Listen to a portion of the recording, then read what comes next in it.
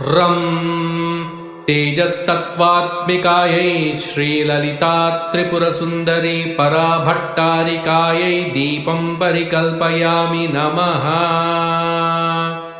वं अमृततत्त्वात्मिकायै श्रीललिता त्रिपुरसुन्दरी पराभट्टारिकायै अमृतनैवेद्यं परिकल्पयामि नमः। सं सर्वतत्त्वात्मिकायै श्रीललिता त्रिपुरसुन्दरी पराभट्टारिकायै ताम्बूलादिसर्वोपचारान् परिकल्पयामि नमः। श्रीदेवी सम्बोधनम्। ॐ ऐं ह्रीं श्रीं ऐं क्लीं सौः ॐ नमस्त्रिपुरसुन्दरी। न्यासाङ्गदेवताः हृदयदेवी